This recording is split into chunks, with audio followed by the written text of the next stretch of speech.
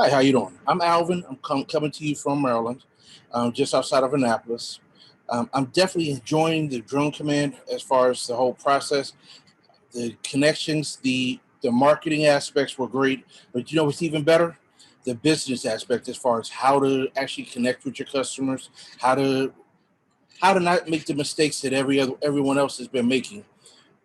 It's just phenomenal as far as just the fact of what's been being shared, and also just how to actually the exercises going through it instead of just telling us how to do it. It's great because we're actually getting the opportunity to walk through, do it ourselves, and also personalize it for what we're doing for our businesses. So instead of sitting here and just listening to someone else, we're actually learning, well, how can I do this, or how can I do this for my business? Not just being a drone operator, not just being a pilot, but actually building a business and making contacts. I would definitely recommend attending Drone Command Live to anyone that wants to grow a business, wants to have a business, or even thinks they don't need a business because they don't think they have anything to offer. Drone Command Live will allow you the different opportunities so you can see that don't limit yourself, that there's all these opportunities out there for you to be able to do it.